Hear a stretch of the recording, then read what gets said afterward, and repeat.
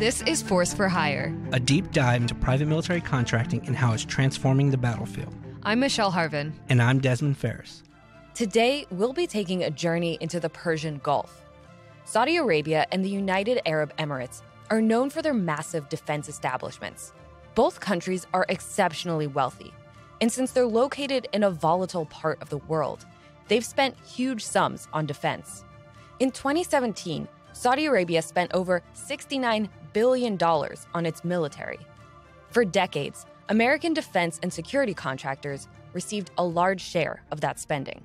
It may or may not surprise you to know that the U.S. is Saudi Arabia's largest weapons supplier, and the UAE isn't that far behind. With so much money in play, both the Saudis and Emirates have wielded considerable influence in Washington through their lobbying and buying power. Saudi Arabia was President Trump's first foreign visit when he took office, and when he was there, he discussed a major weapons deal. This landmark agreement includes the announcement of a $110 billion Saudi-funded defense purchase, and we will be sure to help our Saudi friends to get a good deal from our great American defense companies, the greatest anywhere in the world. For its part, the UAE has built one of the most formidable militaries in the Arab world, even though it has a population that's a fraction of countries like Egypt, Iraq, and Syria. With fewer than 10 million inhabitants, the UAE has relied on foreigners for nearly every sector of its society, including the military. For decades, both Democratic and Republican administrations in the U.S. have been happy to do business with the Saudi and UAE militaries, for both a counterweight to Iran and a market for American military contractors. This has come with a cost, especially since the Saudis and the UAE launched a war 4 years ago against Iranian-supported rebels in Yemen.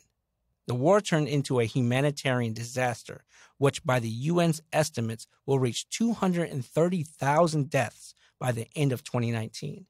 Now Washington is coming under international criticism as American weapons are used to kill Yemeni civilians. In April, President Trump vetoed a bipartisan congressional resolution that would have forced an end to American involvement in the Yemen war. Our activities, of course, have changed dramatically since 1976. Our war in today's America increasingly relies on high-technology solutions. Our wars have involved cyber activity, reconnaissance, surveillance, and high-tech target selection. These, by the way, Mr. President, are the precise activities that we are undertaking ourselves in Yemen. It's not just that we're involved somehow at the sidelines. These activities themselves constitute war. If it sounds like a geopolitical nightmare, you're not wrong. So today we are attempting to untangle this and understand more of the Persian Gulf's relationship with private military contractors and with the U.S. Let's start with a look at the UAE's unique relationship with the industry. For that, we turn to Dr. Theodore Karasik. I'm the senior advisor to Gulf State Analytics. I'm also the fellow for Russia and Middle East Affairs at the Jamestown Foundation here in Washington, D.C. What does the defense establishment currently look like in the UAE? UAE military is seeking and is probably the most powerful in the Middle East today. And this has been an objective of Mohammed bin Zayed, the head of the armed forces, since he was in the Air Force himself. And this desire to create a robust UAE armed force is a dream come true now. And that dream come true is continuing with high-end purchases of equipment, but also in terms of strategic direction and thinking. The way the Emiratis look at the region now is that they are pushing for influence and control all the way across the northern part of Africa, Mauritania, Morocco, Algeria, Libya, of course, Egypt, and then you go down a little bit further south and you look at Chad and Mali and so on. This type of desire to project is something that the Emirati armed forces are seeking to do. How are they using contractors, and maybe how is that unique to the UAE? The system of contracting in the UAE is predicated from the early days of countering Somali piracy off of Somalia, particularly the anti-piracy operations, all the way from the Gulf of Aden all the way over to the Indian subcontinent. The pirates were operating in a very large maritime zone, and it was very hard to police. The way that the UAE handled this was to help create private military companies that would help to protect these assets on maritime sea lanes. And on top of that, you also had this desire to create this type of force that could be easily deployed. And that's where the presidential guard part came in. But there were other entities smaller, and it almost became a very Wild West market in terms of the private military companies that were being used by shipping companies and also by government to protect shipping at that time. So in that sense, you had a creation of this PMC culture in the UAE, and that has grown since that time into a much wider model of being able to hire individuals who can fight on your behalf. So there are relationships established. There are companies there, but I don't think we've answered sort of the biggest question as to why. Why are they there? There's some money there, but what is the draw for either Saudi Arabia and UAE, for these companies, for retirees? Why did it become the place? The UAE became the place to go because it was a place that welcomes this type of individual. And this type of individual is something that the Emiratis crave, if you will, because of what they can learn for their own creation of doctrine and operations. Now, for an American to go over there, this is about quality of life, because the quality of life in Abu Dhabi is very high. You have a good salary and you can enjoy, and there's sports and travel nearby. So for an American to go over there, there's a lot of benefits.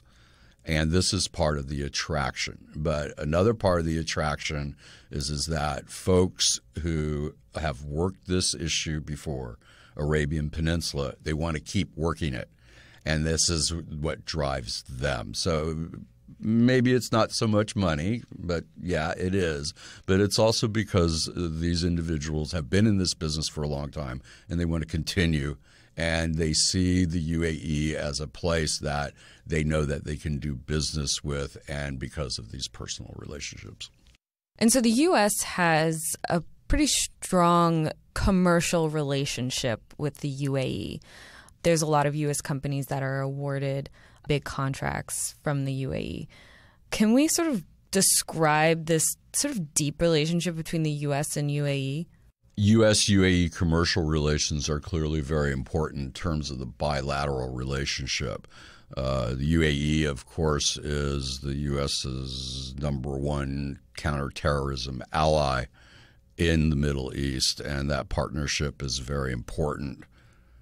Having said that, the commercial relationship is continuing to grow. You have Mubadala, which is the investment fund in Abu Dhabi, making major investments in the United States over the past 6 to 8 months. This is a further sign of commercial relationship between the U.S. and UAE. This is a topic that will continue to grow, if you will. However, there are some issues out there that need to be paid attention to in terms of the relationship. The U.S.-UAE relationship, it can be a little tense because of Abu Dhabi's relationship with Moscow.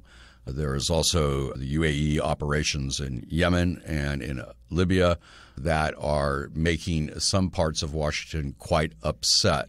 And we've touched on Yemen a bit, but I do want to focus on that because I think that's sort of an important piece of this as well, and how contractors are being used.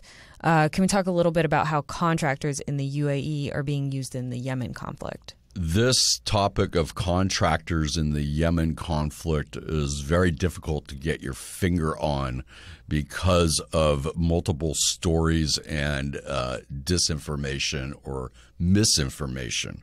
There have been articles about several American personnel, ex-military, who are fighting in Yemen. These might be individual cases, and so we need to really explore them more. I think the more important point here about the use of mercenaries in Yemen by the Emiratis or the Saudis is more dedicated towards those who are in the region already and have a specialty. And that goes into a tradecraft issue that's very important to understand. The tradecraft for a particular type of fighter on the ground, a Merc, is going to be different than one that is in a organized manner. And I think that's important to draw the distinction as we begin to understand the use of these types of mercenary forces in Yemen, particularly if there are Westerners involved from UK or from US. And Erik Prince, he has ties to the UAE. He moved there in 2010. He helped build a force of foreign security workers for the UAE government and then created his company, Frontier Services Group, out of Abu Dhabi. What's the significance here in that? The significance of Erik Prince's presence in Abu Dhabi was that he was able to begin to talk to Mohammed bin Zayed about the utility of private military companies. The first company that was made was R2, then Frontier. And this progression was because of creating different companies for different purposes and also where they would eventually go. Prince's relationship with MBZ is very tight, or has been tight in the past. There have been disagreements, of course, as is usual. But at the same time, it's about that evolution. You saw Prince and R2 and then Frontier stand up and see what they were beginning to do. And that is the genesis of the model. And so as you track Prince's career in the creation of PMCs, this is his vision of how warfare should be fought, and specifically in terms of protection of assets, but also doing it at far less cost. And when you put the numbers in front of a budgeteer between a military op and a PMC op, the difference in price is extraordinary. And I wanted to get into education too, just because I think it's part of the whole machine as well.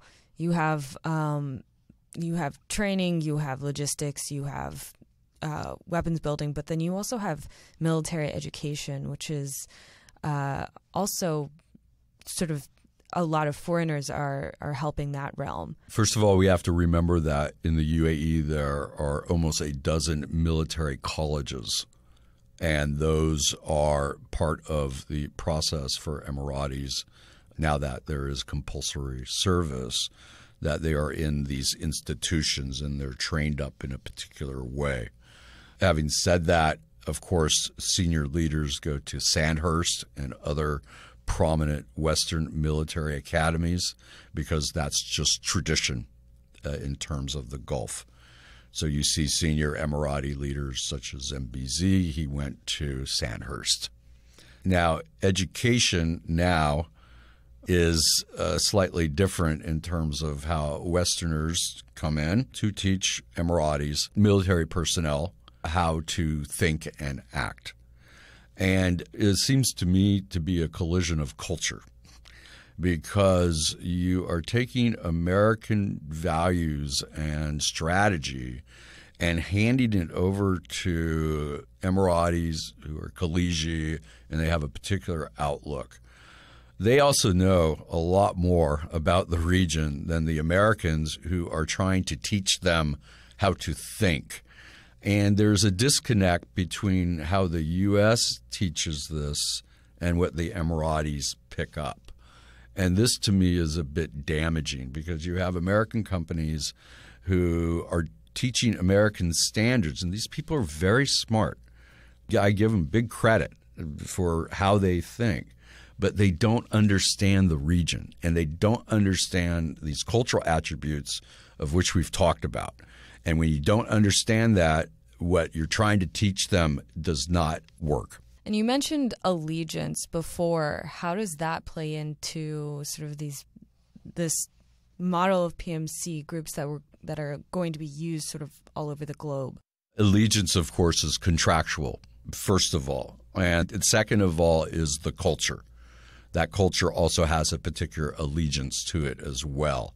The third point is that there is no doubt the ability to hire these people and to give them that contract is something that's taken very seriously in these other cultures. And so those who sign up for this type of work know exactly what they're getting into. More of an allegiance to the business rather than a country or state. Yes, I would argue that, definitely. It's definitely more of an allegiance to self and to income and security in that sense, as opposed to the state. Now, when you sign that contract, obviously you are declaring yourself that you will protect that state's interests, and that is appealing to the Emiratis because they need that kind of support.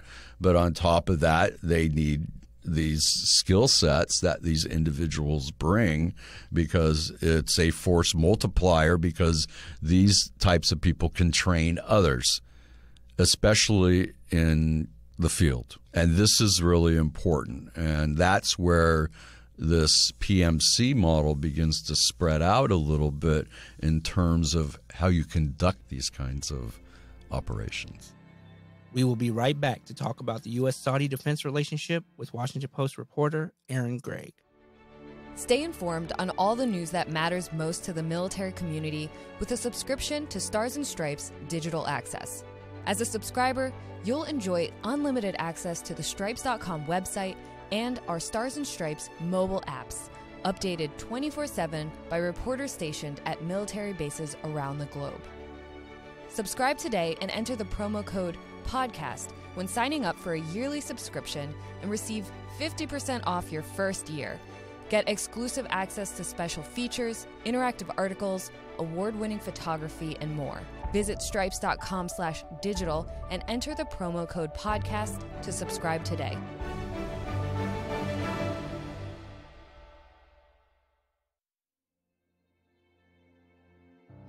Recently, the U.S.-Saudi relationship has been under scrutiny after the murder of Washington Post contributor and Saudi journalist Jamal Khashoggi. In October of last year, Khashoggi was murdered in the Saudi consulate in Istanbul by Saudi operatives. It kickstarted a national conversation on America's ties to the kingdom. The Washington Post even reported that those involved with the Khashoggi killing received training in the U.S. So we wanted to get a better sense of the U.S. relationship with Saudi Arabia and with U.S. companies. For that, we brought on Washington Post staff writer Aaron Gregg. Can we start with just getting a sense for how much the Saudi government spends on U.S. defense contracts? Sure. The numbers that we are aware of from the Defense Department peg it at about $90 billion in the last really 50 or 60 years. So that's sort of the scope of the U.S.-Saudi military partnership. As far as a year-over-year figure, it was about $5.5 billion in 2017, according to Defense Department figures. That's much smaller than the $110 billion arms deal that Donald Trump has continually referenced. But it's not a small figure at all. Obviously, it's a very big slice of the international sales for U.S.-based weapons manufacturers. The Saudi Kingdom, they're one of the largest importers of U.S.-made weapons. What does this relationship look like? That's right. So the U.S. considers Saudi Arabia a strategic partner within the Middle East. That means that they want the Saudi military to be, I guess, well-equipped to pursue its interests in the region as far as maintaining regional stability. Within the last few years, some of the major arms deals have involved THAAD ballistic missile defense systems, General Dynamics sells light armored vehicles there. Raytheon and Lockheed Martin both sell missiles, which are used obviously to carry out a war in Yemen. Can we talk about that? What is going on there? Sure. The Saudi military has been fighting a long-running campaign against Houthi rebels there. This has been supported by the U.S. in a variety of different ways. Human rights groups obviously have raised concerns about the impact that this has had on civilians. Anytime you have a civil war, it's obviously not good for the country that is a part of.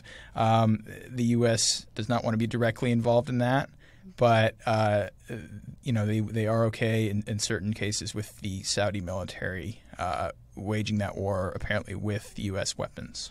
So is there any backlash with either human rights groups, lawmakers, anyone sort of watching how U.S. companies are being involved this way? So there are Democrats on the Foreign Relations Committee within the U.S. Congress that have tried to block these arms sales entirely. Particularly Senator Menendez has tried to hold up a Raytheon sale of precision-guided munitions. The White House has basically decided we're going to declare an emergency and blow through that. So there's a lot that the White House can do without congressional approval on this, unfortunately. So Trump is planning to sidestep Congress for these Saudi arms sales. And do we know how much money these deals are, or is that something that... It's hard to say looking at the outset. These sorts of things can be modified moving forward. And when you do have a contract amount, it's just sort of a contract ceiling. But what we do know is that for Raytheon specifically, on a recent earnings call, they pegged the Saudi Arabian market as about 5% of their revenue. So that's a not insignificant amount for a company the size of Raytheon. Basically what that means is that it's maybe one of their biggest customers besides the United States. So if that were to drop off the map entirely, it would have a significant impact on their business.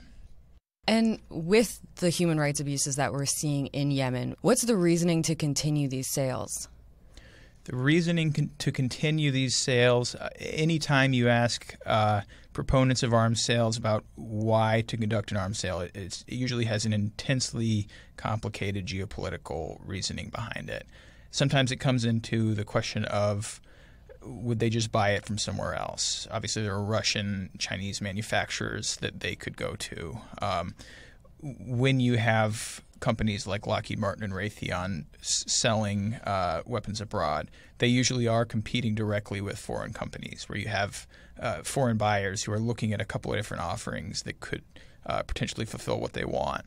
And the State Department within the U.S., they want the U.S. to be the one to sell those munitions. It gives us a degree of control over the direction of how they're used and of the direction of foreign policy there. So it's not just money and jobs. It's not just money and jobs. It's really about geopolitical influence. I think the money and jobs aspect of it, this is something that President Trump has been very eager to highlight in his own statements about it. But when you ask U.S. defense contractors, they will actually say that the number of jobs that is supported by Saudi missile sales is actually pretty low. Their customer far and away, their most important customer far and away is the United States military. Let's sort of talk about what even is the process for U.S. companies to sell arms to the Saudis or any other foreign government for that matter. So there are a few different entities within the U.S. government that have to sign off before a U.S. company can sell weapons abroad, particularly when we're looking at military grade. There's an office at the State Department and at the Defense Department that both weigh different sides of every arms deal. Obviously, the State Department is looking more at the human rights implications, the geopolitical implications, how does this affect our alliances abroad, the security implications are handled by DOD. And then at any point, Congress can sign off on these things after they are notified by the U.S. government. And do we know how many U.S. jobs would be affected if these deals didn't go through? Somewhere on the order of a few thousand. The executives that I've spoken with, nobody has an exact estimate because it's hard to say, well, if a contract was yanked from Saudi Arabia, the people that work on Hellfire missiles, for example, these are highly skilled individuals. They're not going to be put out on the street by Raytheon if they lose a couple $100 million. They're going to be put to work on something else for the United States government, perhaps. So the jobs that actually go directly to supporting Saudi military purchases, there's somewhere on the order of thousands. And it's unclear that those jobs even would go away if Saudi deals were canceled. So then how did the murder of Jamal Khashoggi affect business with Saudi Arabia? In the months after Jamal Khashoggi's murder, U.S. defense contractors were basically telling investors, we're going to wait this out. We're going to be in lockstep behind the U.S. government. Whatever they tell us, we're going to do. And then at the same time, you had President Trump saying, we need to support these contracts. We need to support these programs as much from a jobs perspective as from a security perspective. So any effect that this has had on the margins of U.S. defense contractors has been pretty small so far. We're still selling these THAAD ballistic missile defense systems. The General Dynamics is still hoping to sell light armored vehicles on the order of $15 billion to the kingdom. By and large, the financial relationship is intact, even though the diplomatic side of things has been in a state of turmoil for months. And you wrote this story in February about General Dynamic. It affected a $13 billion armored vehicle deal. Can you explain a little bit more about that situation, maybe what that means? General Dynamics is in this interesting situation where they have a production plant in a town called London, Ontario. That's a Canadian production plant where they make light armored vehicles. These are basically military-grade vehicles that are sold to the Kingdom of Saudi Arabia. That's a long-term contract that was signed by the previous conservative government. And Justin Trudeau, he would probably like to be in a position where he doesn't have to take the political heat for that contract. He's in a very different situation than Trump is, for example. He does not want to be viewed as walking in lockstep with Trump, and he has not supported arms sales to the kingdom. He said he wants to cancel the contract if he could. General Dynamics has basically said, well, we have a signed contract. You need to honor that commitment. And my understanding is that contract contains significant financial incentives where the Canadian government would have to pay quite a lot of money if they were to cancel it. In the meantime, the Saudis have been basically holding up that payment. They're sort of known in the defense contracting world as occasionally being late on payments. I know that sounds bizarre, but it's just something that they're known for. In this case, there's been sort of a long-running diplomatic fight between Canadian government and Saudi Arabia about basically the human rights record of Saudi Arabia. The Canadian Foreign Ministry has criticized them on numerous occasions over various human rights abuses. So where does that land? Are they still withholding? As of last month, General Dynamics told investors on their investor call that the issue was being resolved. It was close to being resolved. They're confident that the contract will not be canceled. And that appears to be the case. I'd be very surprised if Canada came out one day and said, no, we're just going to eat the cost on that for the sake of not having these weapons produced here and then shipped to Saudi Arabia. But yes, the financial impact or the cash flow impact as of last month, if it's been resolved, then the company has been quiet about it, was somewhere on the order of $2.2 billion. That's a lot of money that has been held up because of this. And how are maybe his constituency in Canada, are they responding to this? Are they actively like, you should cancel this contract? We don't want to be involved in Saudi Arabia's businesses? It's well known enough there that when Justin Trudeau does town hall meetings in rural parts of Canada, people will bring it up. They would say, why are you supporting this? Why are you following Donald Trump and selling weaponry to the kingdom? And he doesn't quite have a strong answer. He says that we need to support jobs in Ontario, Canada, where this General Dynamic plant is. But at the same time, he was very early on calling this a murder, even when all the facts were not quite out there yet. Justin Trudeau has been very upfront about calling out the human rights abuses in Saudi Arabia.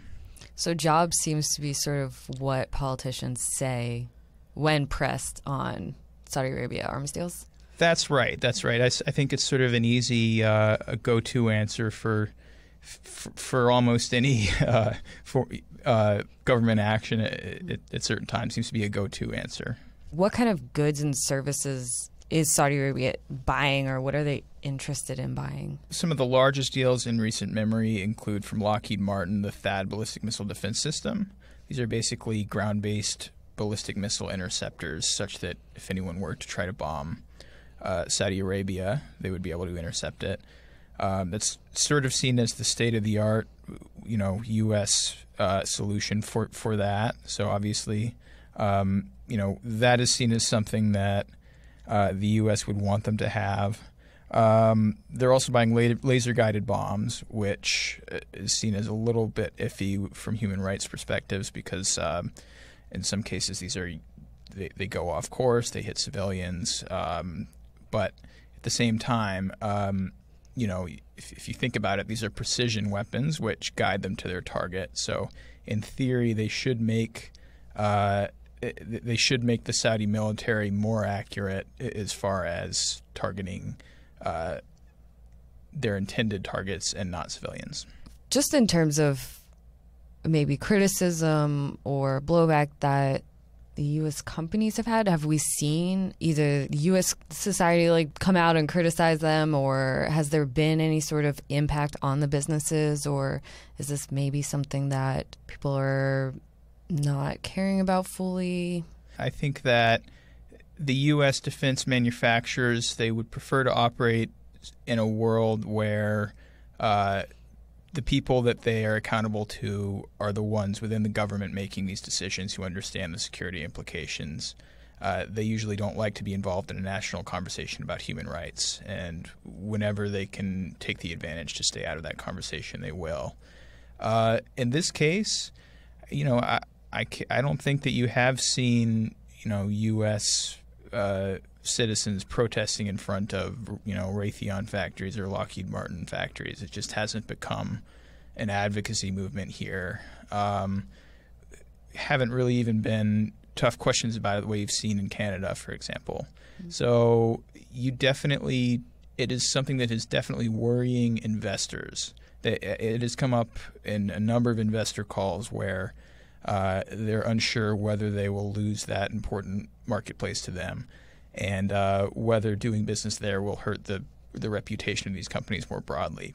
I guess the short answer is that Lockheed Martin and Raytheon, they don't sell to everyday consumers. They're selling to DoD contract officers who are in a very different mindset than everyday individuals. Yeah, I think Yemen atrocities, have seen a lot of that, and that's been put out in the public. But knowing that maybe these are U.S. arms that are going out there, do you think that would surprise people? They shouldn't. There's been a lot of great reporting on this topic. CNN actually found that the Lockheed Martin bomb was the one that was used to, I guess, errantly kill a school bus full of children a couple of years ago.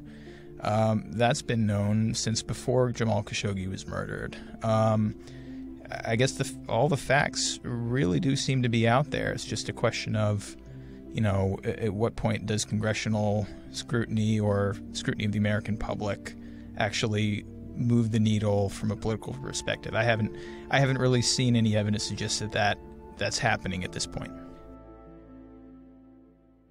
Thanks to Dr. Theodore Karasik and Aaron Gregg for coming on to talk with us. Don't forget to subscribe, and while you're there, leave us a review. You can also let us know your thoughts at podcast@stripes.com. Also, follow us on Twitter for updates at Stars and Stripes. Force for Hire's supervising editors are Bob Reed and Terry Leonard. Digital team lead and editor is Michael Darnell. Thanks for listening. This is Force for Hire.